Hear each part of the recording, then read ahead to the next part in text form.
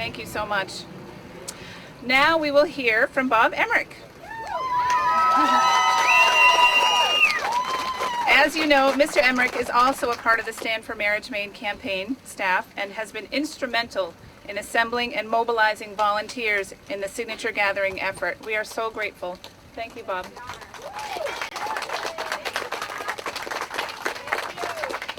Hey, thank you. This paper that I have in my hand represents, this is a list of the different towns that these petitions came from. These petitions were certified in all of these different communities all over the state of Maine.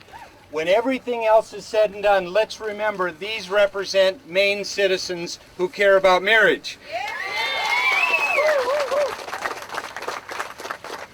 I'm told I need to be brief, so I'll do my best to do that. And if you think gathering all of these signatures was tough, imagine trying to keep a Baptist preacher down to 3 to 5 minutes. Hey, I seriously want to say thank you to the 12 or 1,300 volunteers, Maine citizens, who circulated petitions in all of these different towns, communities all over, literally from one end, one corner of the state of Maine to the other. And thank you for all of those people. There has been a lot of talk about paid signature gatherers. Let me clarify something for us. This is critically important to understand. Every single petition had to be witnessed by a registered Maine voter. It makes no difference who they were standing with.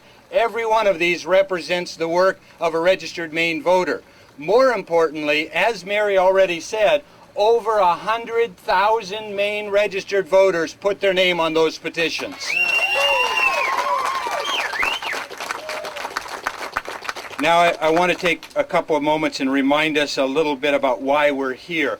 For generations of Maine history, the legislative chambers that are behind me were used to uphold, protect, and preserve the traditions and the values of Maine people. This once was a place where bridges were built to bring together the various religious traditions and the secular concerns of Maine citizens. Elected officials once understood that duty and common sense required that these long-standing values and traditions ought to be respected. Indeed, they ought to be honored.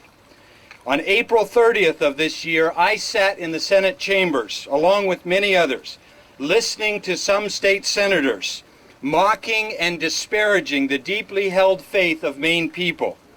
It was heartbreaking, at the very least, to listen to the ease with which they dismissed thousands of years of human history as if it were suddenly irrelevant.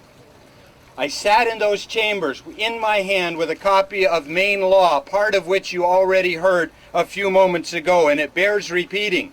Current Maine law says the people of the state of Maine find that the union of one man and one woman joined in traditional monogamous marriage is of inestimable value to society.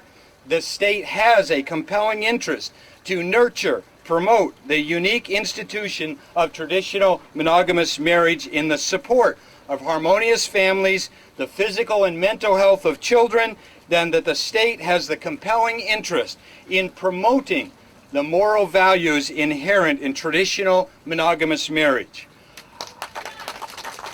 I listened very carefully to hear if someone would explain how those long agreed upon findings were somehow no longer relevant or true.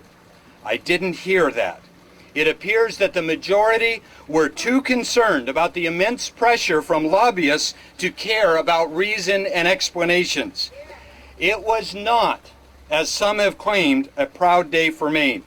As the House and the governor followed the lead of those same lobbyists, Maine has come dangerously close to trading time-honored tradition and social practice for the fad of a few people. National organizations who have failed in state after state after state to make their case for redefining marriage brought their battle to Maine.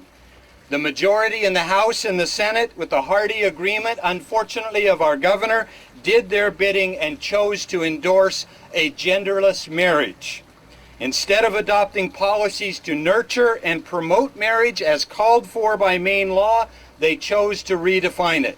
We are here today to witness this, that 1,260 some volunteers, over 100,000 Maine citizens have already said no. And they did so because they believe there's still a duty and a benefit to nurture and promote the unique institution of traditional marriage. They believe that the state still has a compelling interest in the support of harmonious families, the physical and mental health of children, and there's still the moral values inherent in traditional monogamous marriage are still a benefit to our society. 100,000 plus Maine registered voters have put their name on these petitions to say that the majority in the legislature and the governor were wrong to do as they did. Together we believe in preserving, in improving, and in promoting marriage as the union of one man and one woman. Those people who, because of the shortness of time, did not have an opportunity to sign a petition will now have the opportunity to help protect marriage with a ballot in November. And one last comment I will share with you. Look at these boxes. Look carefully. Know that these boxes represent those 100,000 Maine citizens, and they cannot rightly be called haters. They cannot be called such things. We cannot stand for that kind of rhetoric. We know they are, like the rest of us, they are Mainers. God bless them, God bless you, and we'll go on to November to protect marriage.